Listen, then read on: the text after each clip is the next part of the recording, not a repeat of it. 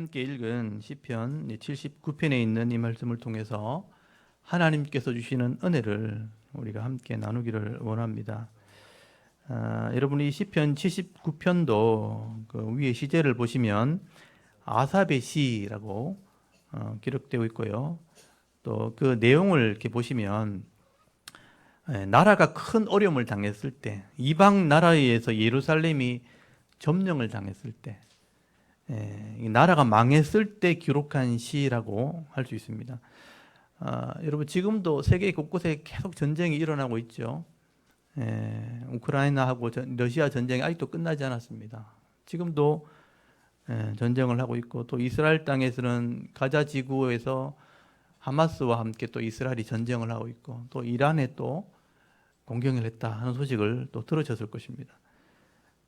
지금도 이 종교와 이념의 문제로 계속 총칼을 들이대면서 싸우는 일들이 계속해서 일어나고 있습니다. 여러분, 이렇게 한 나라가 다른 나라에 의해서 엄청난 피해를 입게 될 때 이 나라는 강대국에 호소를 하게 되죠. 아니면 유엔에다가 호소를 하게 됩니다. 우리가 지금 일방적으로 이렇게 공격을 당하고 있습니다. 민간인들이 죽임을 당하고 있습니다. 어서 좀 우리를 도와주십시오 하고 호소를 막 하게 됩니다. 그처럼 오늘 여러분 시편 79편의 이 말씀이에요. 이스라엘 백성들이 지금 주위에 있는 강대국들에 의해서 나라가 점령을 당하게 됩니다. 나라가 망한 겁니다. 그래서 지금 호소하는 기도를 하고 있는 겁니다.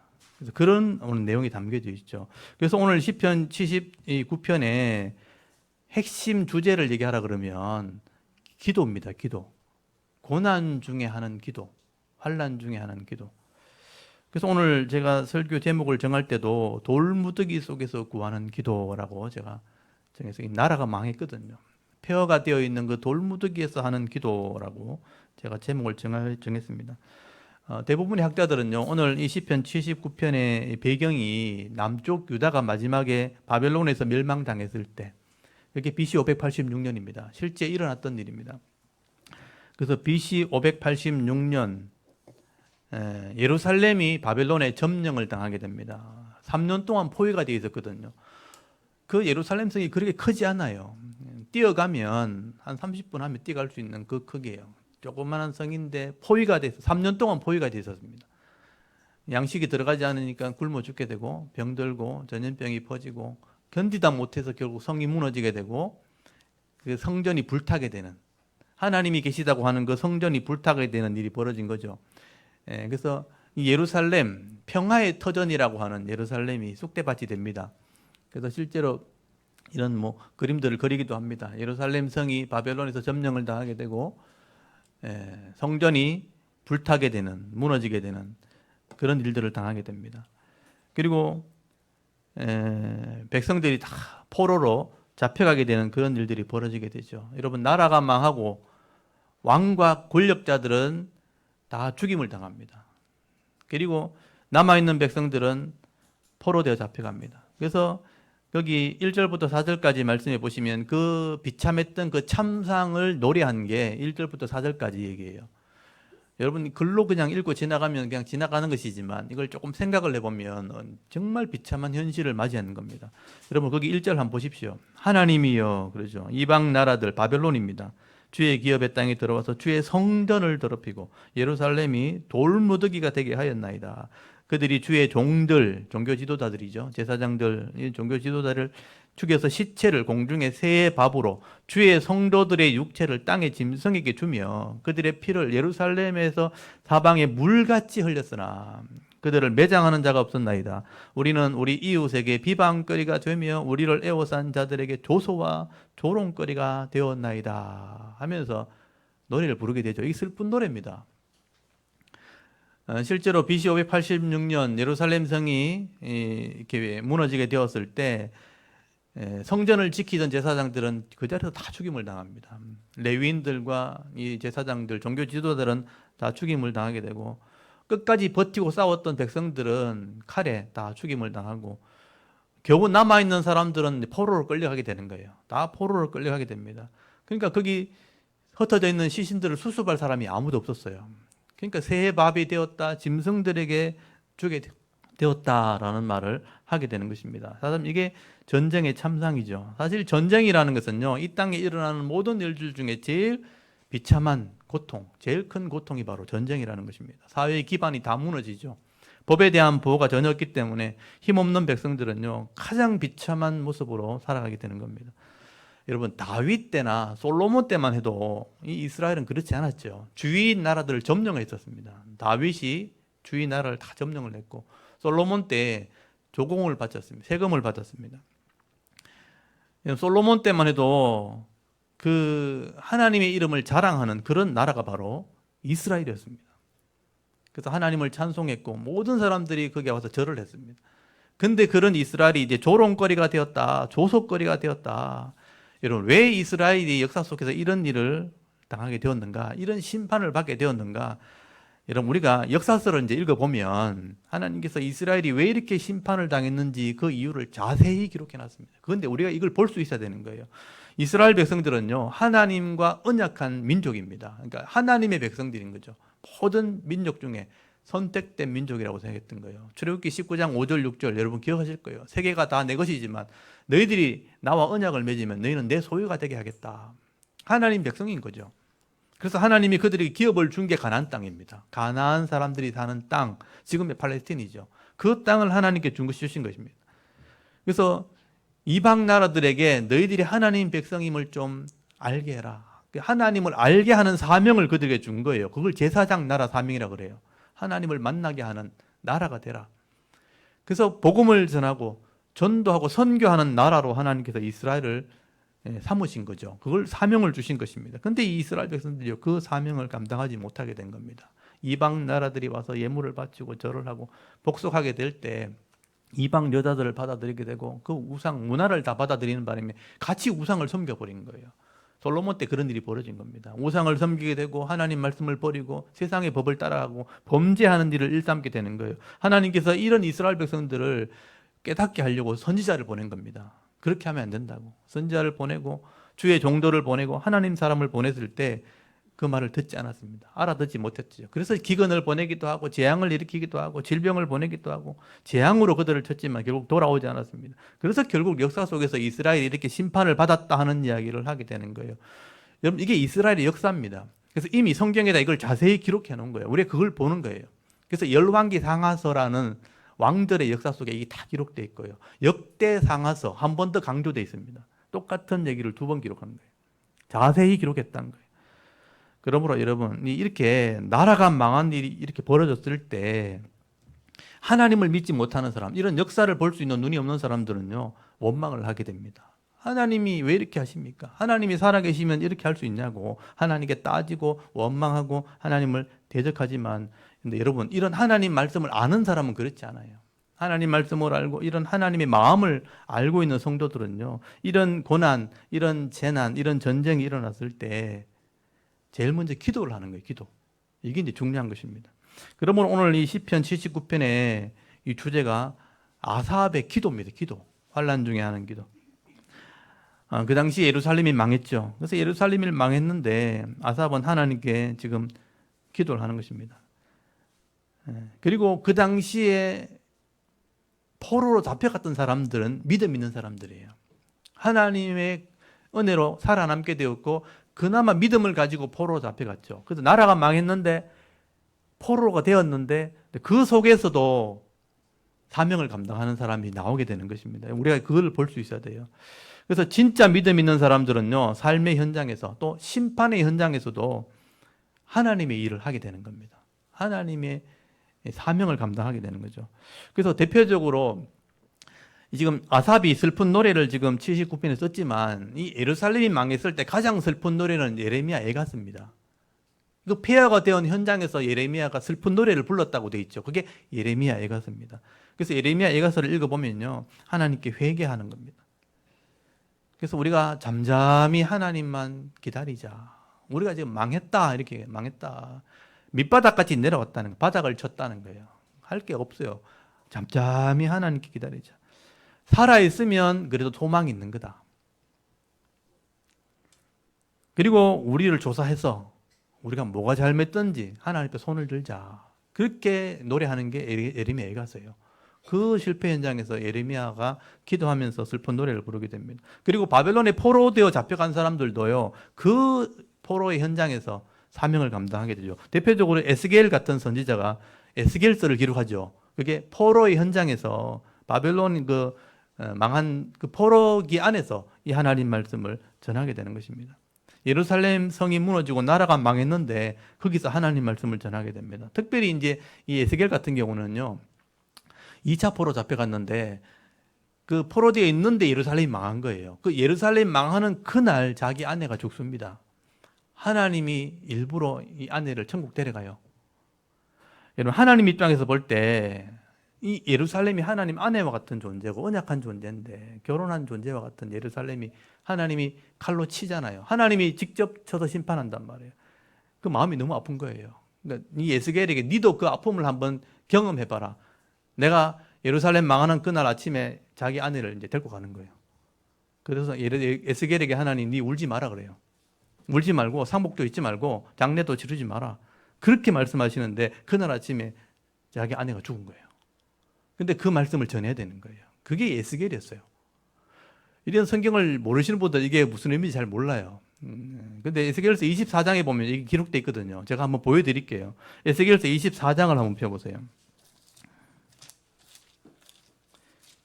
에스겔서 24장에 보면요, 에스겔이 바벨론 포로에 있을 때 예루살렘이 망했다는 그 일을 경험하게 될 때 하나님이 내가 네 아내를 데려가겠다 그렇게 말씀하세요.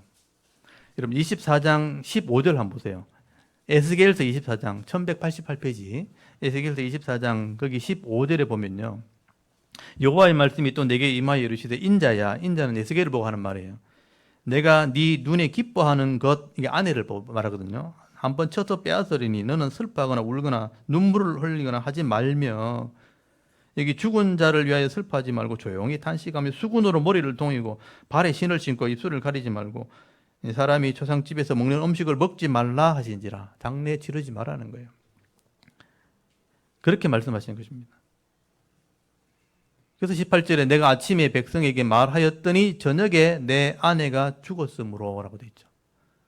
내 아내가 죽었으므로 아침에 내가 받은 명령대로 행하매, 그러니까 장례를 안 치른 거죠. 백성이 내게 이르되 네가 행하는 일이 우리와 무슨 상관이 있는지 너는 우리에게 말하지 아니하겠느냐. 백성들이 보니까 자기 아내가 죽었는데 장례를 안 치르는 거예요. 슬퍼하지도 않고. 네가 왜 이렇게 하느냐, 무슨 이유가 있냐 이렇게 물어봤다는 거예요. 여기 내 기뻐하는 자, 네 눈에 기뻐하는 자라는 표현을 보면 에스겔이 자기 아내를 굉장히 사랑했다는 걸 알 수 있어요.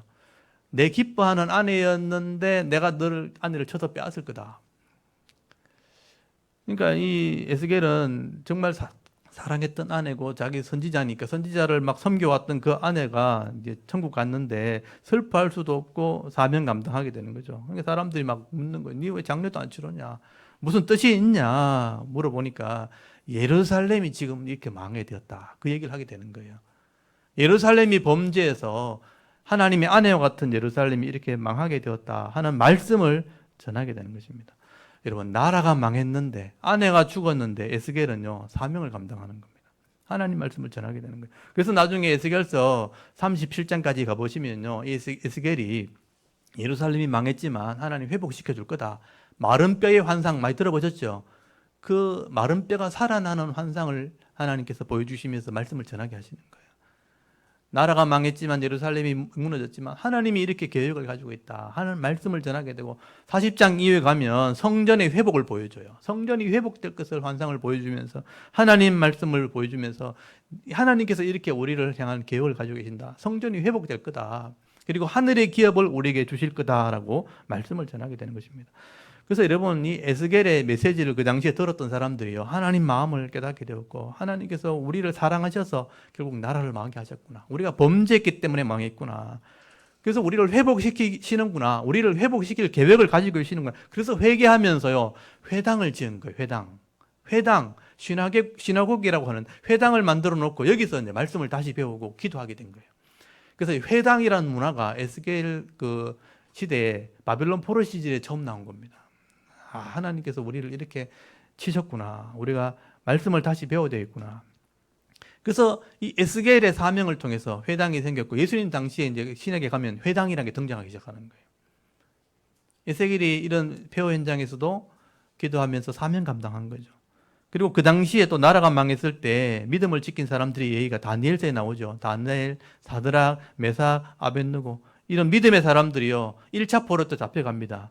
포로되어 잡혀갔을 때 그 심판의 현장에서도 뜻을 정했다고 돼 있잖아요. 하나님 말씀을 따라서 우상의 제물을 먹지 않으면서 하나님의 살아계심을 막 증거하게 됩니다. 왕들의 꿈을 막 해석해 주면서 하나님이 살아계심을 막 증거하는 그런 사역을 감당하게 되죠. 그래서 나중에 다니엘이요, 우리가 왜 이렇게 되었는가, 범죄에서 이렇게 됐다. 그래서 다니엘서 9장에 보면요, 다니엘의 회개 기도가 나옵니다. 여러분, 이 회개 기도를 보면요, 다니엘이 하나님 마음을 알았다는 걸 알 수 있어요. 여러분, 에스겔서 다음에 다니엘서가 나오죠. 다니엘서 9장을 한번 펴보십시오. 여기도 보면 다니엘의 유명한 회개 기도가 나옵니다. 다니엘서 9장 1절부터 한번 보십시오. 여기 1249페이지, 1248페이지, 다니엘서 9장 1절에 보면 메대 족속 아하수엘의 아들 다리오가 갈대아 나라 왕으로 세움을 받던 첫 해라고 되어 있죠. 바벨론 포로 시절에 다니엘이 거기 2절 3절에 보면 예레미야서의 글을 성경을 읽다가 하나님이 70년 만에 돌아오게 한다는 하나님 계획을 알게 된 거예요. 그러면서 우리가 잘못되었구나. 3절 보십시오. 9장 3절에 내가 금식하며 베옷을 입고 죄를 덮어쓰고 주 하나님께 기도하며 간구하기를 결심했다고 돼 있죠. 여기 베옷을 입고 죄를 덮어쓰는 것은 이거는 이제 상복을 얘기하는 거예요. 슬픔의 옷을 말해요. 그러니까 회개하는 기도를 하기로 결심했다는 거예요. 그래서 4절부터 쭉 나오는 기도가 이게 다니엘의 회개 기도입니다. 회개 기도. 우리가 뭘 잘못했는지를 회개하는 거예요. 여러분 4절부터 7절까지만 한번 읽어볼게요. 4절부터 7절까지 읽어보겠습니다. 시작. 내 하나님 여호와께 기도하며 자복하여 이르기를 크시고 두려워할 주 하나님, 주를 사랑하고 주의 계명을 지키는 자를 위하여 언약을 지키시고 그에게 인자를 베푸시는 이시여, 우리는 이미 범죄하여 패역하며 행악하며 반역하여 주의 법도와 규례를 떠나싸우며 우리가 또 주의 종 선지자들이 주의 이름으로 우리의 왕들과 우리의 고관과 조상들과 온 국민에게 말씀한 것을 듣지 아니하였나이다. 주의 공의는 주께로 돌아가고 수치는 우리 얼굴로 돌아옴이 오늘과 같아서 유다 사람들과 예루살렘 거민들과 이스라엘이 가까운 곳에 있는 자들이나 먼 곳에 있는 자들이 다 주께서 쫓아내신 각국에서 수치를 당하였사오니 이는 그들이 주께 범죄하였음이니이다. 아멘. 여러분 여기 보시면 다니엘의 정확한 기도가 나오죠. 우리가 주의 법을 버렸다는 거예요. 선지자들을 보냈는데 듣지 않았다는, 그래서 망했다는 거예요. 공의는 하나님께로 돌아가고요. 우리는 수치를 당하게 되었습니다. 우리가 범죄하였습니다. 라고 지금 기도하는 것입니다. 그리고 9장 19절을 한번 가보세요. 계속 기도합니다. 계속 기도하는데 오늘 아침에 다 읽을 수는 없으니까. 19절을 보시면요. 여기 보면 주여 들으소서 나오죠. 주여 용서하소서, 주여 귀를 기울이시고 행하소서, 지체하지 마옵소서. 여기 주여가 3번 나오죠. 그래서 주의 3창이 나온 거예요. 주여 주여 주여 하잖아요. 주여 들으시고 용서하시고 지체하지 마십시오. 나의 하나님이여 주 자신을 위하여 하시옵소서. 하나님의 영광을 위해서 우리를 회복시켜달라는 거죠. 이는 주의 성과 주의 백성이 주의 이름으로 일컫는 바 됨이니이다. 내가 이같이 말하여 기도하며 내 죄와 내 백성 이스라엘의 죄를 자복하고 내 하나님의 거룩한 산 예루살렘을 위하여 내 하나님 앞에 간구할 때 이렇게 기록되어 있죠. 그러니까 이 다니엘은요 철저하게 기도한 거예요. 여러분 한 사람의 기도라도 의로운 기도를 하게 되면 하나님 그걸 들으시는 거예요. 그래서 하나님께서 이 다니엘에게요 앞으로 되어질 일들을 보여주시게 되는 거예요. 9장 뒤에 보면요 70일에라는 얘기가 나와요.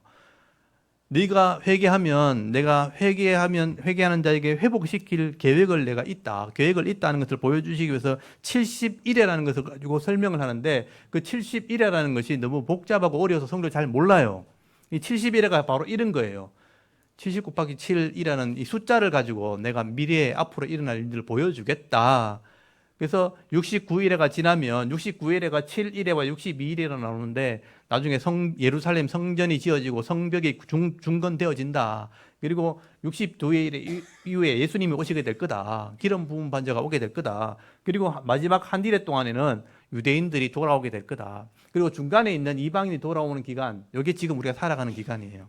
이렇게 되면 나중에 종말이 오게 될 거다. 그러니까 다니엘에게 그 당시에 회개할 때 이런 먼 미래까지 보게 되는 이런 하나님 계획을 알려주신 거예요. 다니엘이 이걸 깨달았다면요, 이걸 그 당시에 전했을 겁니다. 지금 망함으로 끝난 게 아니고 하나님의 계획이 남아있다. 그렇다면 지금 우리가 하나님의 일을 해야 되는 것이다 라고 전했다는 거예요. 그래서 여러분, 전쟁이 일어나고 이 땅에 환란이 일어나고 재난이 일어난다고 세상이 끝나는 게 아닙니다. 하나님의 계획들이 계속 진행되고 있다는 걸 볼 수 있어야 되는 거죠. 그렇다면 여러분, 이런 환란과 전쟁과 이 고난 속에서 우리가 할 일이 뭔지를 알고 있는 게 그게 지혜로운 것이죠. 그 할 일, 그 사명을 깨달은 사람들은요, 이 세상에 일어나는 이런 일들만 보고 있는 게 아니죠. 그것 때문에 당황하거나 혼란스러워하지 않는다. 흔들리지 않는다는 것입니다. 그러므로 여러분, 우리 개인의 삶도 마찬가지입니다. 하나님의 계획이 이렇게 계속 진행되어지는 일들이 성경에 분명히 기록되어 있거든요. 그 속에 내 인생이 있는 것입니다. 우리 인생도 내가 큰 일을 당할 수도 있고, 내가 살아가는 시대에 나라가 망하는 일이 벌어질 수도 있고, 또 지구가 멸망하는 일이 또 일어날 수도 있는 것입니다. 그러나 여러분, 아무리 심판이 임하고 나라가 망해도 하나님이 심판하실 때는요, 반드시 악인들을 심판하시지 의로운 자를 심판하지 않습니다. 악인들 때문에 나라가 망하는 거예요. 그래서 그 나라가 망하는 현실 가운데 의인들은 기도해야 되는 겁니다. 하나님의 뜻이 이루어지도록. 그래서 의인들을 하나님께서 거기서 건지시든지 아니면 의인들이 거기서 죽임을 당한다면 천국으로 데려가시는 거예요. 그래서 우리가 여러분, 성도들이 원치 않는 죽음을 볼 때가 있죠. 성도들이 원치 않는 죽음을 맞을 때 그는 성도의 죽음이 복된 겁니다. 그래서 요한계시록 14장 13절에 보면요, 주 안에 죽는 자들은 복이 있다고 분명히 기록되어 있어요. 우리는 이해하지 못하는데 성도들의 죽음이 있어요. 그런데 하나님의 때가 되기 때문에 그렇게 성도의 죽음도 있는 겁니다. 그런데 그거는 악인의 심판과는 다르다는 거예요. 여러분, 이렇게 이 땅에 있는 동안 하나님 백성임에도 큰 환난과 고통을 하나님 더해 주실 때가 있죠. 살아남은 자에게는 사명이 있는 겁니다. 그래서 하나님이 우리 연약함을 아시기 때문에 더 큰 죄에서 우리를 건지기 위해서 때로는 고난을 더하실 때가 있죠. 우리의 부족함을 아시기 때문에. 또 우리가 회개할 때 하나님께서 돌아오게 하려고 더 큰 은혜에 세워놓으려고 그렇게 환난을 지나게 하시는 일이 있다는 것입니다. 그래서 우리가 그런 어려움 가운데 하나님의 영광을 알 수 있도록 기도하고 또 사명 감당할 수 있도록 기도하게 되는 게 그게 성도인 거예요. 그래서 오늘 아삽의 시로 돌아옵니다. 제가 일부러 역사까지 돌아갔지만, 같은 시대에 있었던 역사를 돌아갔지만, 아삽의 시로 돌아오면 거기 5절부터가 그 폐허의 현장에서 이런 기도를 했다라는 거예요. 그게 아삽의 기도입니다. 그래서 이거는 굉장히 넓은 스케일을 가지고 있습니다. 그래서 알고 보셔야 됩니다. 그래서 13절부터 오늘 거기 5절부터 13절까지가 이 시편 기자 아삽의 기도가 기록된 것입니다. 그래서 오늘 이 기도의 제목들을 제가 하나씩 나열을 할 텐데, 기도의 제목들을 보시면서 여러분의 이제 기도의 영성을 배우셔야 돼요. 아, 나는 그러면 어떻게 기도해야 되는가? 내가 뭘 기도할지 모를 때 내가 어떤 기도를 하나님께 드려야 되는지 기도에 대해서 여러분 배울 수 있기를 바랍니다. 여러분 5절부터 한번 보십시오. 시편 79편 5절에 보시면 시편 기자의 처음 기도죠. 그래서 여호와여라는 이름을 부르게 됩니다. 아까는 하나님이라고 불렀죠. 신이라고 불렀지만 여기 여호와 이름. 제가 여호와 이름을 계속 보여드렸죠. 이건 알고 있어야 된다고. 이 엘로힘, 하나님이라는 개념은 그냥 신이라는 개념이고요. 여호와가 하나님의 이름이에요. 이건 알고 있어야 되겠죠. 그래서 제가 주보에 여호와를 써라고 해놨어요. 주보 문제 보시면 나옵니다. 여호와라는 이름을 히브리어로 한번 써보라고. 쓴다기보다는 그려야 되겠죠. 이거는 그릴 줄은 알아야 돼요. 아, 이게 하나님 이름이구나. 요드 해 바브 요드 해. 이제 쓰는 것도 이제 알고 계셔야 됩니다. 여호와, 지존자, 무슨 영혼자, 언약하시는 하나님, 이런 의미가 있습니다. 이게 하나님의 이름이라는 거. 여호와 이름을 부르잖아요. 여호와여, 어느 때까지니까 영원히 노하시리까? 주의 질투가 불붙어 다시리까? 주를 알지 아니하는 민족과 주의 이름을 부르지 아니하는 나라에게 주의 노를 쏟으소서. 이게 원망 섞인 기도인 거예요. 이게 이제 막 지금 형편은 너무 어려운데 하나님 계속 이럴 겁니까? 이런 기도예요. 이런 기도가 나올 수밖에 없는 거예요. 왜냐하면 너무 어려우니까. 사실 그럴 수 있죠. 얼마나 답답했으면 이런 기도를 했겠어요. 그래서 이런 기도 할 수 있다는 거죠. 하나님, 노를 좀 그치십시오. 그만 좀 화를 내십시오. 이 화는 하나님 알지 못하는 자에게, 하나님 이름 부르지 않는 자에게 좀 쏟으십시오. 이렇게 하는 거예요. 우리한테 하지 말고 그렇게 하달라는 기도인 거죠. 답답하니까 하나님 언제까지 화를 낼 겁니까? 우리 자녀들이 그러잖아요. 엄마 아빠 화 막 내면 화 좀 그만 내라고 그렇게 하잖아요. 언제까지 화낼 거냐고. 하나님을 알지 못하고 하나님 이름 부르지 않는 나라에게 좀 화를 내십시오라고 기도를 합니다. 이거는 이제 투정 섞인 기도라고 보시면 되고요. 7절부터는 이제 본격적인 기도가 나옵니다. 두 번째 기도가 긍휼을 위한 기도. 이게 굉장히 중요한 기도입니다. 여러분 7절 보시면 그들이 야곱을 삼키고, 그들은 바벨론을 말하죠. 바벨론이 야곱을 삼키고 그의 거처를 황폐하게 하면이다. 우리 조상들의 죄악을 기억하지 마시고 주의 긍휼로 우리를 속히 영접하소서. 우리가 매우 가련하게 불쌍하게 되었나이다. 이렇게 기도하죠. 여기 이제 그들이 야곱을 삼켰다는 게 뭐냐면, 이 야곱의 이름이 나중에 이스라엘로 바뀌죠. 그래서 이 야곱의 원래 이스라엘의 원래 이름이 야곱이거든요. 여러분 야곱이 이스라엘이 된 거 아시죠? 야콥이라는 말은 발꿈치라는 뜻이죠. 야곱의 이름은 야콥, 형의 발꿈치를 잡았다. 태어날 때 형의 발꿈치를 잡고 나왔다라는 의미가 뭐냐면 욕심을 상징하는 이름이에요. 먼저 나가고 싶었는데 형이 나가니까 발꿈치 잡고 따라나온 거예요. 자, 발꿈치 따가 나왔다는 건 형의 것을 움킨다, 빼앗고 싶다 이런 의미예요. 욕심을 상징하는 이름이에요. 그래서 남의 걸 빼앗는다, 도둑질한다 이런 의미를 가지고 있는 게 야곱의 이름이라는 거죠. 야곱이 이렇게 범죄하고 하나님 버리고 이렇게 죄를 짓다가 망하게 되었다. 그들이 삼키게 되었다. 죄를 하나님께서 심판하게 되었다. 이런 의미가 되는 거예요. 근데 이렇게 하나님 야곱은 삼켜졌으니까 우리 죄는 좀 사해 주시고 기억하지 마시고 긍휼로 우리를 영접하소서. 이게 기도예요. 긍휼로 우리를 영접하소서. 긍휼을 우리나라 말로 하면 불쌍히 여기는 마음. 긍휼이라는 말도 이렇게 여기 이스라엘이라는 이름이고요. 이스라엘. 야곱의 다른 이름이죠. 이게 척은히 여기다. 라함이라는 것은 불쌍히 여기다. 척은히 여기다. 그러니까 라함 아도나이, 라함 여호와 하면 하나님 나를 좀 불쌍히 여기십시오. 주인님 나를 좀 불쌍히 여기십시오. 이런 기도예요. 사실 이 기도가 성도가 할 수 있는 사실 최고의 기도입니다. 그러니까 하나님께서 이 기도할 때 반드시 들어주시는 거죠. 왜냐하면 하나님은 사랑이 너무 풍성하신 분이고 긍휼이 한이 없는 분이라고 되어 있거든요. 그러니까 한이 없는 긍휼을 가지고 있는데 긍휼을 구하니까 긍휼을 하나님 내놓는 거예요. 그래서 긍휼을 구하는 기도가 하나님 제일 잘 응답하시는 기도입니다. 출애굽기 33장 19절에 보면요. 나는 은혜 베풀 자에게 은혜를 베풀고 긍휼히 여길 자에게 긍휼을 베푸느니라. 복 줄 자에게 복을 주고 또 긍휼을 베풀 자에게 은혜를 베풀어다. 긍휼을 베풀어 불쌍히 여기는 마음을 가진다. 여러분 마태복음 15장 32절에 보면요. 예수님께서도요. 이 긍휼이 있는 거예요. 그래서 가난한 자, 병든 자, 막 호소하는 사람 만나면 긍휼히 여기는 마음이 그냥 있지를 못하는 거예요. 내가 너희를 긍휼히 여기노라. 맹인들이 와서 다윗의 자손이여 우리를 긍휼히 여기소서. 자식을 잃은 그 부모가 와서 내 아이가 죽었습니다. 내 종을 좀 고쳐주십시오. 이렇게 예수님께 나와서 이렇게 불쌍히 여겨달라고 기도하면요. 예수님께서 그냥 지나가지를 못하는 거예요. 불쌍히 여기시면서 그들을 고쳐주셨다. 내가 너희를 불쌍히 여기노라. 인생의 문제에 갇혀있고 질병의 고통에 매여있는 사람들 이렇게 풀어주시고 고쳐주시는 그 사역을 하시게 되는 것이죠. 그러므로 내가 인생을 살다 보면요. 내가 어떻게 할 수 없는 그런 문제를 만날 때가 있다는 거예요. 그럴 때 여러분 당황하지 마시고 이 문제를 제일 잘 아시는 하나님, 또 내 연약함을 아시는 그 하나님 앞에 나와서 기도하셔야 돼요. 하나님, 내가 불쌍하게 되었습니다. 불쌍히 여겨주십시오. 긍휼히 여겨주십시오라고 기도하시면 돼요. 사실 제가 여러 번 말씀드렸잖아요. 제가 하는 기도가 이 기도예요. 하나님 잘 아시잖아요. 불쌍히 여겨주십시오. 긍휼히 여겨주십시오. 그래서 그렇게 기도하면 하나님 들어주시는 거예요. 성도님들 어려움 당하실 때 다른 복잡한 기도, 왜냐하면 하나님 알고 계시거든요. 그러니까 네가 나를 믿고 있느냐 그걸 확인하고 싶은 거죠. 믿고 있으니까 하나님 불쌍히 여기십시오. 그렇게 기도하시는 거죠. 그러면 하나님께서 힘을 주시든지 피할 길을 주시든지 감당할 수 있도록 도와주시는 거예요. 그게 은혜거든요. 그렇게 긍휼을 구하는 기도를 여러분 하셔야 됩니다. 이 기도를 꼭 잊지 마시고요. 여러분 9절부터 10절까지 보시면 두 번째 기도가 나옵니다. 하나님의 이름을 위한 기도예요.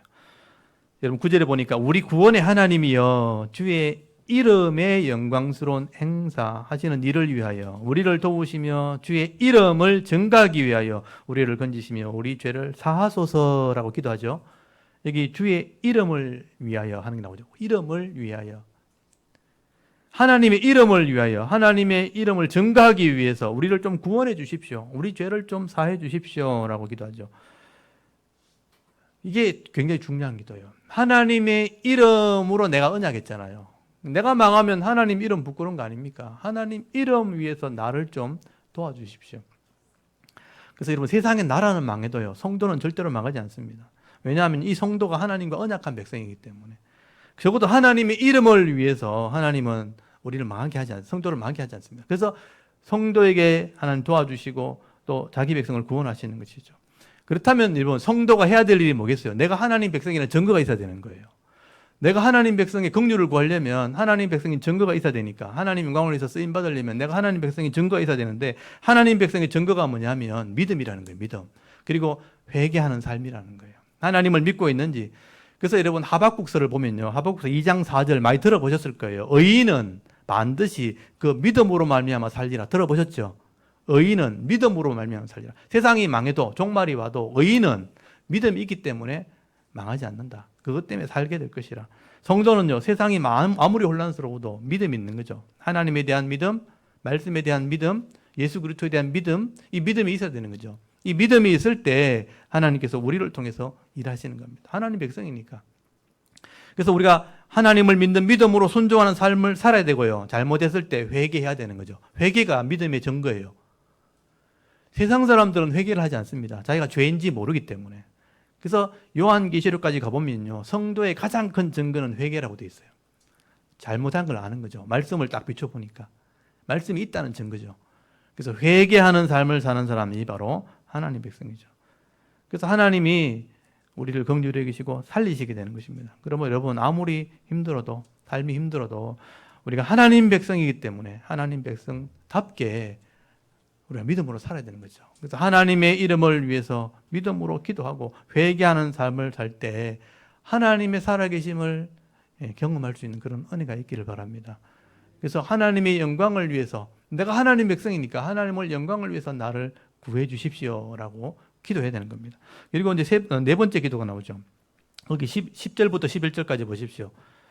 거기 보시면 이방 나라들이 어찌하여 그들의 하나님이 어디 있느냐 말하리까. 주의 종들이 피 흘림에 대한 복수를 우리의 목전에서 이방 사람들에게 보여주소서. 이게 기도입니다. 갇힌 자의 탄식과 주의 앞에 갇힌 자의 탄식을 주의 앞에 이르게 하시며 죽이기로 정해진 자도 주의 크신 능력을 따라 보존하소서. 성도를 위한 기도입니다. 성도를 위한 기도. 어려움 당하는 성도를 위한 기도. 이방 나라들이 어찌하여 그들의 하나님이 어디 있느냐 이런 말을 하게 하겠습니까? 여러분, 이게 무슨 말이냐면 고대 전쟁에서는요, 신들의 전쟁이거든요. 그 나라를 이기면 그 신이 이긴 거예요. 너희 신은 가짜다 이렇게 말한다는 거죠. 너희 신이 어디 있느냐, 너희 신의 능력이 어디 있느냐, 너희 신은 능력이 없다 이렇게 말하게 되는 거예요. 그래서 이스라엘 백성들이 지금 망했을 때 너희 하나님, 너희 신이 어디 있느냐 이런 조롱을 당해서 되겠습니까? 그렇게 기도하면서 하나님이 우리를 위해 복수하는 것을 보여달라는 거예요. 그러니까 하나님이 진짜 살아계심을 보여달라는 거죠. 그래서 갇힌 자나 죽이기로 작정된 자들, 이 말은 뭐냐면 포로된 사람들이에요. 갇힌 자들과 죽이기로 작정된 사람은, 포로되어 잡혀가는 사람들도 하나님이 저들을 보호해달라, 저들을 살려달라, 저들을 위해 복수하는 것을 좀 보여달라.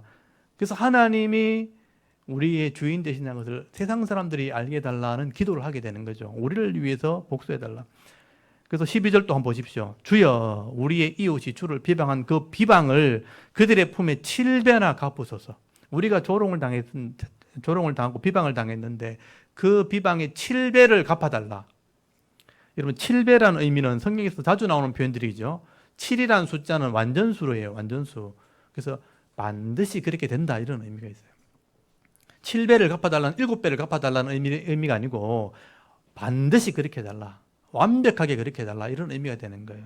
내가 비방을 당했지만 죽일 자와 갇힌 자를 하나님 보호해 주셔서 그들에게 7배 완전한 복수를 할 수 있는 그런 것을 보게 해달라. 성도를 위해서 기도하는 것입니다. 여러분, 이것은 성도를 위한 기도이기 때문에 때로는 성도들이 세상에서 어려움 당할 때 하나님이 도와주심으로 승리하는 모습을 이렇게 보여주심을 통해서 성도가 복을 받는다 하는 것을 세상 사람들에게 알게 하는 거예요.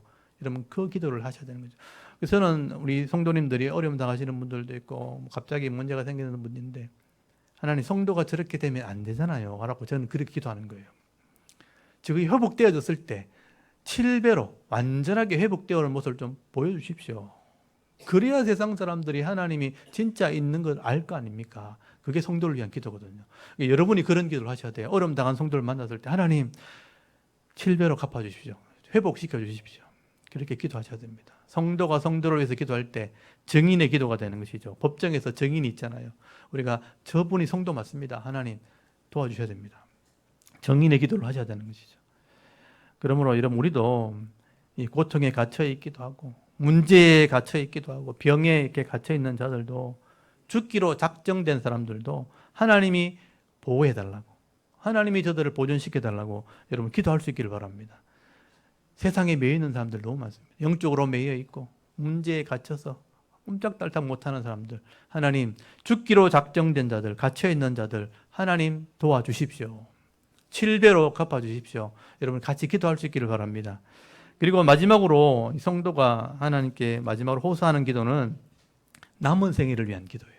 또 후손들을 위한 기도. 여러분 13절 한번 보십시오. 우리는 주의 백성이요 주의 목장의 양이니 우리는 영원히 주께 감사하며 주의 영예, 이 영예는 뭐냐면 찬송이 찬송, 주의 찬송을 대대에 전하리다.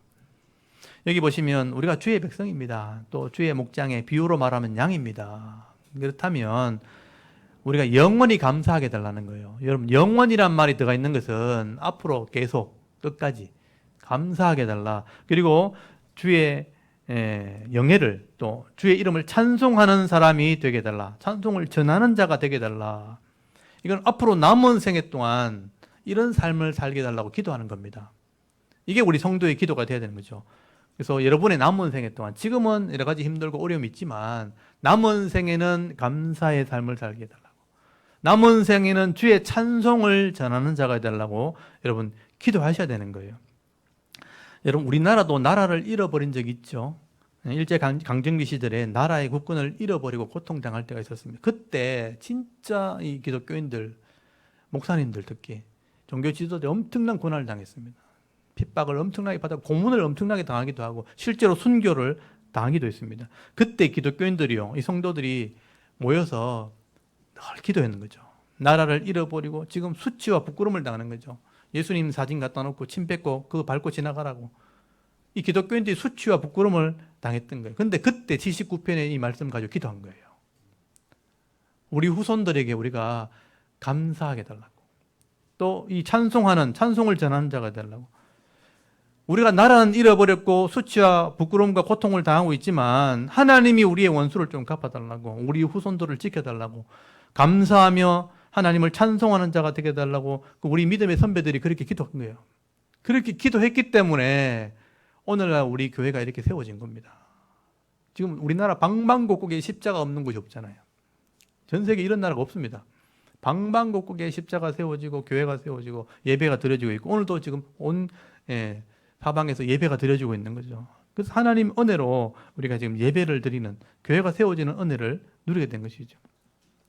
그래서 우리가 이렇게 감사하며 예배하고 있는 것도 우리 믿음의 선배들이 기도가 있었기 때문입니다. 그래서 우리가 주일마다 이렇게 하나님의 영광을 드리는 것을 기록에 남기는 거죠. 저는 오후에 저는 오후 성경 낭독 예배를 드리잖아요. 그러니까 오후에는 성도님 시간이 안 되니까 많이 못 오시잖아요. 어떨 때는 우리 사모하고 둘이만 예배를 드립니다. 영상을 틀어놓고, 영상을 보는 사람들은 굉장히 많이 이렇게 보니까 기록에 남깁니다, 일부러. 그래서 아무도 없어도 찬송을 합니다. 제가 찬송을 기록에 남겨요. 찬송을 하고 힘들 때 부르는 찬송, 기쁠 때 부르는 찬송, 찬송을 일부러 영상에 기록에 다 남깁니다. 성경을 낭독하는 걸 기록에 다 남겨, 그리고 유튜브에 다 올립니다. 그러면 그 현장에서는 안 보는데 나중에 시간이 지나고 나면 많은 사람들이 그걸 봐요. 찬송을 들어요. 그래서 힘들 때 말씀을 통해서 위로를 받고 그 찬송을 부르면서 또 감사하게 되고, 그래서 저는 이 찬송과 말씀을 다 기록에 남겨서 영상으로 다 올립니다. 우리에게 주어진 하나의 도구니까 기록을 해서 영상에 다 남깁니다. 나중에 후손 중에 한 사람이, 우리의 자손들 중에 한 사람이라도 그 영상을 보고 하나님을 만날 수 있고 말씀을 읽고 또 함께 참송할 수 있다면 감사한 것이죠. 그래서 우리 남은 세계를 위해서, 후손들을 위해서 우리의 말씀을 기록하고 찬송을 기록하고 그것을 기도하면서 예배를 드린 것입니다. 여러분, 남은 생애를 위해서, 여러분의 후손들을 위해서 여러분 하나님께 또 기도하고 노래하고 찬송하는 삶을 살아갈 수 있는 그런 은혜가 있기를 바랍니다. 여러분이 그렇게 하셔야 돼요. 여러분의 생애로 끝나지만 여러분의 후손들은 계속 삶을 살아갈 거 아니에요. 또 여러분 남은 생애를 위해서도 그런 삶을 사셔야 되는 것입니다. 여러분 이 79편 오늘 시편을 보시면요, 나라가 망했고요, 절망 속에서도 하나님 백성이라면 이런 기도의 제목을 가지고 기도하라고 지금 이 시편을 기록한 거예요. 이 말씀을 기록해 놓은 겁니다. 이스라엘 백성이 나라가 망하고 고난을 당하는 가운데서도요, 이런 의인의 기도를 하며 회개함으로 하나님 백성의 본분을 다했던 것처럼 지금 우리 성도들도 그렇게 하라는 거예요. 여러분 시편 79편 짧은 시죠. 그렇게 길지 않잖아요. 근데 굉장히 깊은 의미가 담겨져 있습니다. 여러분 어려움 중에 있는 분들도 있고 환난 가운데 있는 분도 있겠지만, 여러분 오늘 이 기도를 묵상하시면서 여러분도 이 기도 제목으로 기도할 수 있기를 바랍니다. 삶의 현장에서 고난과 환난이 있다 할지라도 의인의 삶을 살 뿐 아니라 하나님의 영광을 위해 또 나라와 교회와 이 성도들을 위해 늘 기도함으로 이 하나님의 살아계심을 체험하면서 남은 생애를 살아갈 수 있는 저와 여러분의 이런 영적인 삶의 모습이 되실 수 있기를 주의 이름으로 축원합니다. 아멘. 우리 잠깐 기도드리겠습니다. 하나님 은혜를 참 감사합니다. 부족한 저희들 하나님 사랑해 주시고 순간순간 믿음을 주시고